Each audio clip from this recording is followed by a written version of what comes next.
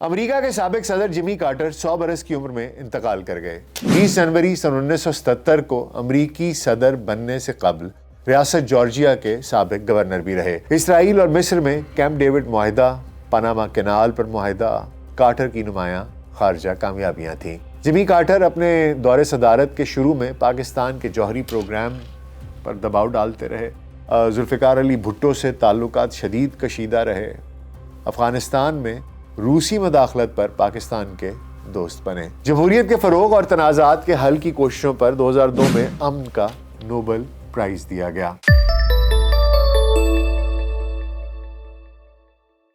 VLC pod cost میں doctor ناصر bag کے ساتھ آپ کی خدمت میں حاضر ہیں۔ السلام علیکم۔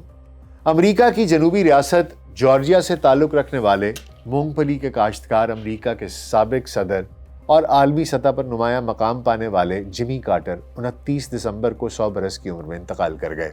1977 سے 1981 تک وائٹ ہاؤس میں اپنی مدت صدارت کے دوران کارٹر نے امن اور آزاد خیالی پر مبنی اقدار کو فروغ دیا۔ بہت سے لوگ ان کے بعد از صدارت دور کو ان کی سیاسی میراث کا اتنا ہی اہم حصہ سمجھتے ہیں جتنا کہ ان کی صدارت کو سمجھا جاتا ہے۔ اس عرصے میں انہوں نے غریبوں، جمہوریت اور انسانی حقوق کے لیے کام کیا۔ کارٹر کو دہائیوں پر پھیلے عالمی تنازعات کے پرامن حل تلاش کرنے، جمہوریت و انسانی حقوق کے فروغ اور معاشی و سماجی ترقی کو بڑھوتی دینے پر کیے جانے والے ان کے انتھک کام کی وجہ سے 2002 میں امن کا نوبل انعام بھی دیا گیا۔ تو آئیے سب سے پہلے جمی کارٹر کی ابتدائی زندگی، ان کے خاندان اور ابتدائی سیاسی زندگی کے بارے میں جان لیتے ہیں۔ جمی کارٹر 1 اکتوبر سن 1924 کو امریکی ریاست جارجیا کے شہر پلینز میں پیدا ہوئے۔ ان کے والد کا مونگ پھلی کا فارم تھا اور ان کی والدہ ایک رجسٹرڈ نرس تھیں۔ کارٹر کی پیدائش وائس سینیٹوریم میں ہوئی، جہاں ان کی والدہ نرس کے طور پر کام کیا کرتی تھیں۔ یوں کارٹر اسپتال میں پیدا ہونے والے پہلے امریکی صدر تھے۔ اس عمارت کو آج بھی جمی کارٹر نرسنگ سینٹر کے نام سے جانا جاتا ہے۔ کارٹر کا پیدائشی نام جیمز ارل کارٹر جونیئر رکھا گیا تھا۔ وہ ایک خودشناس اور محنتی انسان تھے۔ انہوں نے اپنی زندگی مضبوط عیسائی عقیدے اور نسلی طور پر منقسم جنوبی امریکی علاقوں میں اپنے بچپن میں سیکھے گئے اسباق پر استوار کی۔ کارٹر نے ریاست میری لینڈ کے شہر انوپولس میں امریکی بحریہ کی اکیڈمی میں تعلیم پائی اور سن 1946 میں امریکی بحریہ میں شمولیت اختیار کی۔ ان کی شادی سن 1946 میں ہوئی۔ ان کی ازدواجی زندگی 77 برسوں پر پھیلی ہوئی ہے۔ امریکی صدور کے جوڑوں کی تاریخ میں کارٹر جوڑے کی ازدواجی زندگی کا دور طویل ترین ہے۔ کارٹر نے اپنے پسماندگان میں 4 بچے چھوڑے ہیں، جن کے نام جان، جیمز، ڈونلڈ اور ایمی ہیں۔ اس کے علاوہ ان کے 11 پوتے پوتیاں اور نواسے نواسیاں ہیں، جبکہ ان کے 14 پڑپوتے پڑپوتیاں اور پڑنواسے پڑنواسیاں ہیں۔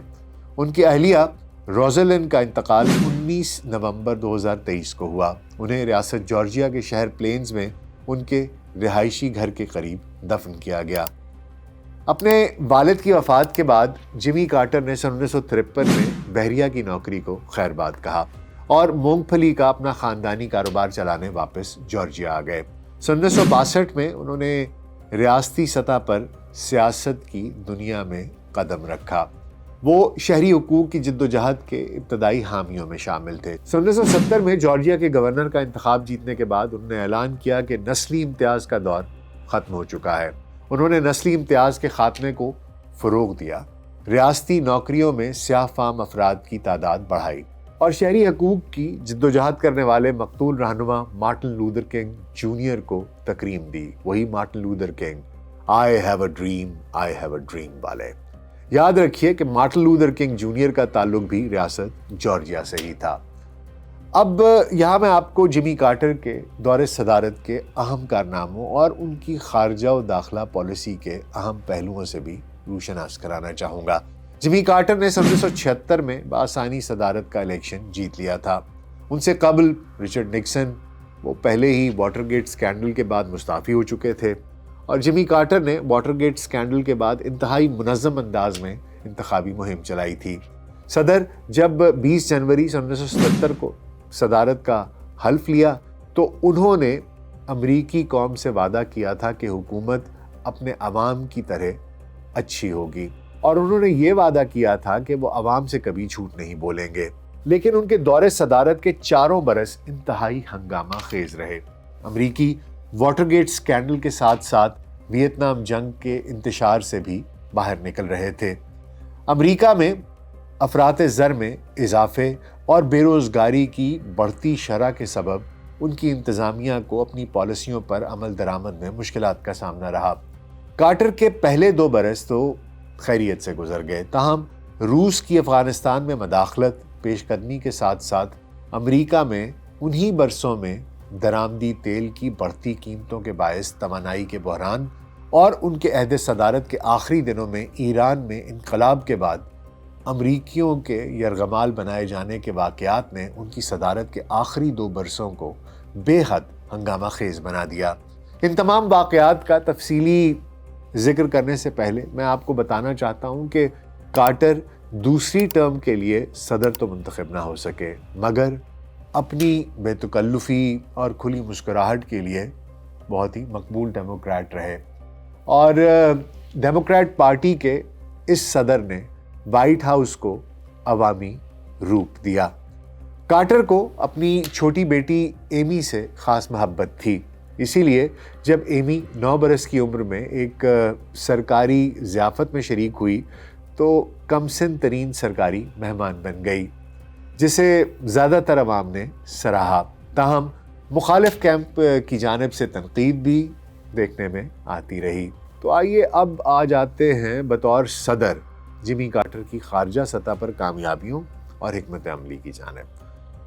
پاکستان سے تعلقات کے متعلق بات کرنے سے پہلے میں یہ بتا دینا چاہتا ہوں کہ صدر کی حیثیت سے کارٹر نے ایک بین الاقوامی امن کار کے طور پر اپنی ساکھ بنائی، جس میں 1978 میں کیمپ ڈیوڈ معاہدوں میں ان کی ثالثی کا بڑا عمل دخل تھا۔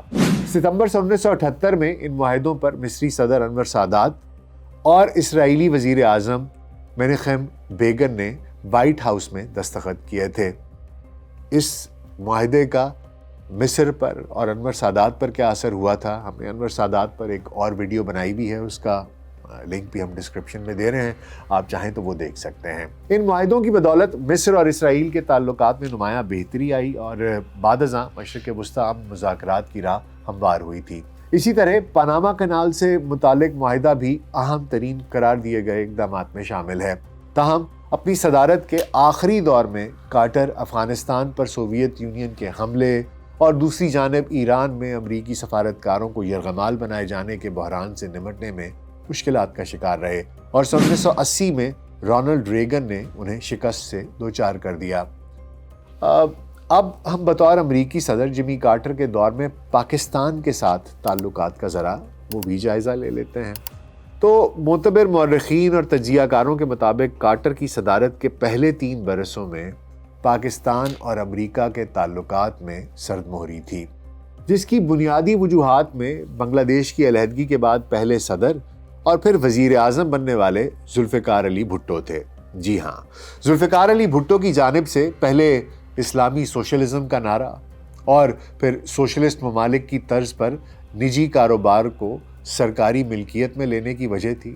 یہی وہ وجوہات تھیں جس کی وجہ سے کہ ایک سرد مہری چل رہی تھی۔ تاہم اسلامی سربراہی کانفرنس میں ذوالفقار علی بھٹو کی جانب سے ایک اسلامی بینک اور اسلامی ایٹم بم بنانے کے لیے کوششوں کا اعلان، یہ بھی جلتی پر تیل کا کام کر گیا، کیونکہ امریکہ کو یہ قبول نہیں تھا۔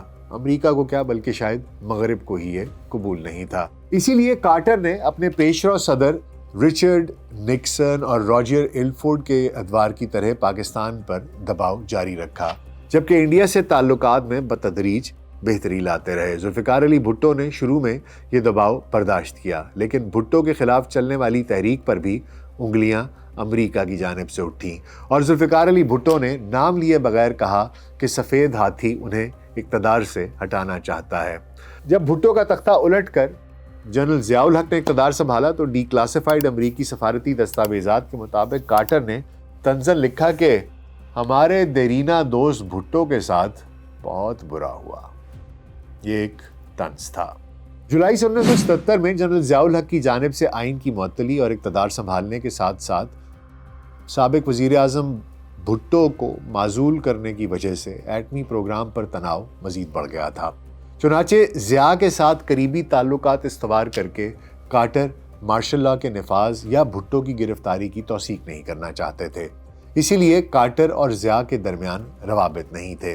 امریکی دباؤ پر 24 اگست 1978 کے واشنگٹن پوسٹ کے مطابق فرانس پاکستان کو ایٹمی ری پروسیسنگ پلانٹ فراہم کرنے کے معاہدے سے بھی دستبردار ہو گیا تھا۔ کارٹر انتظامیہ نے 1977 سے غیر رسمی طور پر پاکستان کو دی جانے والی خوراک کے علاوہ تمام امداد پہلے ہی بند کر رکھی تھی، لیکن پھر اچانک خطے کی صورتحال بدلنے لگی۔ اپریل 1978 میں سور انقلاب کے بعد نئی افغان حکومت اور سوویت یونین کے درمیان تعلقات میں بہتری کے ساتھ پاکستانی حکومت کی دفاعی تشویش بڑھ چکی تھی، لیکن کارٹر انتظامیہ کے لیے پریشانی کی کوئی بات نہیں تھی۔ 9 جون 1978 کو جنرل ضیاء الحق کو اپنے خط میں کارٹر نے اس مسئلے پر ذاتی ملاقات کی تجویز دی، لیکن یہ ملاقات 2 سال بعد ہی ہو پائی، لیکن حالات تیزی سے تبدیل ہوتے رہے۔ 24 دسمبر کو سوویت افواج افغانستان میں داخل ہو گئیں اور 3 روز بعد حکمران حفیظ اللہ امین کو کابل میں صدارتی محل میں قتل کر دیا گیا، جس کی فوری بعد صدر جمی کارٹر کی انتظامیہ کو جلدی سے پاکستان کے لیے فوجی اور معاشی امداد کا پروگرام ترتیب دینا پڑا۔ کارٹر انتظامیہ نے فیصلہ کیا کہ کانگریس سے پاکستان کو دی جانے والی امداد پر پابندی ہٹانے کے لیے کہا جائے، حالانکہ ایٹمی ہتھیاروں کا پروگرام جاری تھا۔ کارٹر نے پاکستان کو سمنگٹن ترمیم سے مستثنیٰ کرنے کی منظوری تو دی، لیکن دائیں حاشیے میں لکھا کہ میں پھر بھی ایٹمی عدم پھیلاؤ کی یقین دہانی کے کچھ ذکر کو ترجیح دوں گا، اس سے زیادہ نہیں جو ہم پہلے ہی حاصل کر چکے ہیں۔ دوسری جانب مرارجی ڈیسائی کے دور میں پروان چڑھتے بھارت سے تعلقات کو اس وقت دھچکا لگا جب بھارت کی نو منتخب وزیر اعظم اندرا گاندھی نے افغانستان پر سوویت حملے کی مذمت نہیں کی۔ یوں کارٹر نے ان حالات میں پاکستان کے ساتھ قریبی تعلقات کی کوشش کی گئی، مگر وہ اکثر پالیسی فیصلوں پر حاشیے میں شریک ہوتے، بالکل ایج پہ۔ پاکستانی ہم منصبوں سے امریکی عہدیدار ہی بات چیت کیا کرتے، اور اسی دور میں امریکی صدر کے معاون برائے قومی سلامتی امور زبیگنیو برزنسکی، وہی برزنسکی جنہوں نے کہ دا گرینڈ چیس بورڈ کے نام سے کتاب لکھی، انہوں نے پاکستان کی عسکری مدد کے لیے امریکی کوششوں کی ذمہ داری سنبھالی۔ 11 جنوری 1980 کو صدر کارٹر نے صدر ضیاء کو خط میں لکھا کہ افغان حکومت کا تختہ الٹنا اور سوویت فوجی دستوں کے ذریعے اس ملک پر قبضہ خطے کے استحکام اور سب سے براہ راست پاکستان کی سلامتی کے لیے ایک گہرے پریشان کن خطرے کی نمائندگی کرتا ہے۔ ان حالات میں یہ ضروری ہے کہ پاکستان کی سلامتی اور علاقائی سالمیت کے لیے امریکہ کے عزم کے بارے میں کوئی غلط فہمی نہ رہے۔ 15 جنوری کو نیوز ایڈیٹرز اور ڈائریکٹرز کے ساتھ ایک انٹرویو میں امریکی صدر جمی کارٹر پاکستان کی دفاعی صلاحیت کو بڑھانے کی ضرورت پر زور دیا، ساتھ میں اقتصادی امداد پر بھی زور دیا گیا۔ جمی کارٹر اور پاکستان کی کہانی ضیاء الحق کے ایک جملے کے بغیر ادھوری ہے، ایک ایسا طنز جو شاید جمی کارٹر کو کافی تکلیف بھی دی ہوگی جس نے۔ دراصل ہوا کچھ یوں کہ 18 جنوری 1980 کو اسلام آباد میں امریکی سفارت خانے نے اسٹیٹ ڈپارٹمنٹ اور وزارت خارجہ کو ایک تار بھیجا، جس میں بتایا گیا کہ پاکستان کے فوجی حکمران جنرل ضیاء الحق نے امریکی اخبار نویسوں کے ساتھ بات چیت میں ہنسی اڑاتے ہوئے امریکہ کی $400 ملین کی متوقع امداد کو انتہائی مایوس کن کہا ہے اور اس کے انتہائی ناکافی ہونے کا اظہار بھی کیا ہے، اور اسے مونگ پھلی یا پینٹس قرار دے کر تمسخر اڑایا ہے۔ تو یوں جنرل ضیاء الحق نے صدر جمی کارٹر کے آبائی پیشے کو ہدف تنقید بھی بنایا اور اس پہ طنز بھی کیا، اور یہ طنز کرتے ہوئے کہا کہ اتنے پیسوں میں پاکستان کا دفاع تو نہیں ہو سکتا، سوویت یونین کی دشمنی ہی مول لی جا سکتی ہے۔ پھر اسی سال اپنے اسٹیٹ آف دا یونین پیغام میں صدر کارٹر نے نشاندہی کی کہ پاکستان کی آزادی اور سلامتی امریکہ کے لیے بہت اہم ہے۔ کارٹر نے اعلیٰ پاکستانی عہدیداروں سے اپنے دور کے آخری حصے میں ملاقاتیں کی، جنرل ضیاء نے کارٹر کی دعوت پر صدر جمی کارٹر اور قومی سلامتی کے مشیر برزنسکی سے 3 اکتوبر 1980 کو ملاقات کی۔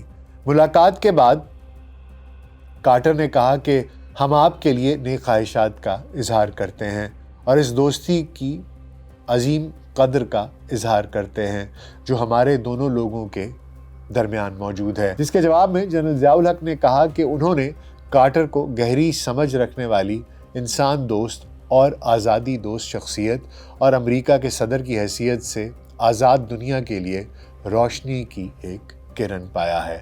دونوں ممالک نے افغانستان پر سوویت حملے کو ایک دوسرے کے حلیف بن کر تعاون کی ضرورت کے طور پر دیکھا۔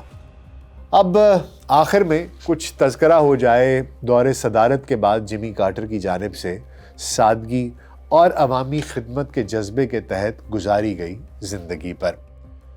آپ کو بتانا چاہتا ہوں کہ کارٹر نے اپنی باقی ماندہ زندگی سادگی سے گزاری۔ ان کا کہنا تھا کہ میرا کبھی بھی بہت زیادہ امیر ہونے کا کوئی خواب نہیں تھا۔ وہ دور جدید کے واحد امریکی صدر تھے جو عہدہ چھوڑنے کے بعد اسی مکان میں منتقل ہوئے جس میں وہ سیاست میں آنے سے قبل رہائش پذیر تھے۔ ایک رپورٹ کے مطابق ان کے مکان کی قیمت کا تخمینہ $1,67,000 لگایا گیا تھا، یعنی ان کے گھر کے باہر تعینات سیکرٹ سروس اہلکاروں کی گاڑیوں سے بھی کم قیمت گھر میں وہ رہائش پذیر رہے۔ وائٹ ہاؤس سے جانے کے بعد انہوں نے ریاست جارجیا کے شہر اٹلانٹا میں کارٹر سینٹر قائم کیا۔ یہ سینٹر انتخابات کی نگرانی کے لیے دنیا بھر میں ٹیمیں بھیجتا ہے اور اندرون و بیرون ملک انسانی حقوق کی خلاف ورزیوں کی جانب توجہ دلاتا ہے۔ اس مرکز نے 1982 میں اپنے قیام کے بعد انسانوں میں بیماریوں کا باعث بننے والے کئی جرمز، کئی بیکٹیریاز، کئی کیڑوں کی خاتمے کے لیے کام کیا۔ افریقہ میں علاج معالجے کی سہولتوں کے نظام وضع کیے۔ افریقہ اور لاطینی امریکہ کے ممالک میں صحت عامہ کے طریقہ کار شروع کیے، ذہنی صحت کی سہولتوں کو بہتر بنایا۔ 39 ممالک میں 100 سے زائد انتخابات کی نگرانی کی اور دنیا کے متعدد خطوں میں امن کو فروغ دیا۔ منافع بخش مواقعوں کو نظر انداز کرتے ہوئے کارٹر اور ان کی اہلیہ ضرورت مند خاندانوں کے لیے مکانات تعمیر کرنے والے خیراتی ادارے مسکن انسانیت تنظیم کے ساتھ باقاعدگی سے کام کرتے رہے۔ کارٹر کی سادہ طبیعت کا اظہار ان کے مذہبی عقیدے سے بھی ہوتا ہے۔ 1981 میں پلینز میں اپنے آبائی علاقے میں واپسی کے بعد کارٹر نے مارانتھا بیپٹسٹ چرچ میں اتوار اسکول میں تدریس کا کام بھی شروع کیا۔ ہر ہفتے دنیا بھر سے ان کے مداح اس چرچ میں آتے تھے۔ کارٹر نے ہمیشہ ان کا خیر مقدم کیا اور ان کے ساتھ تصاویر بنائیں۔ وہ اکثر کہا کرتے تھے کہ خدا کی نظروں میں ہم سب برابر ہیں، ہم سب ایک جیسے انسان ہیں۔ یہ تھی جمی کارٹر کی زندگی پر ایک مختصر سی جھلک۔ امید ہے آپ کو آج کا پوڈ کاسٹ پسند آیا ہوگا۔ اپنا بہت خیال رکھیے گا۔ شکریہ۔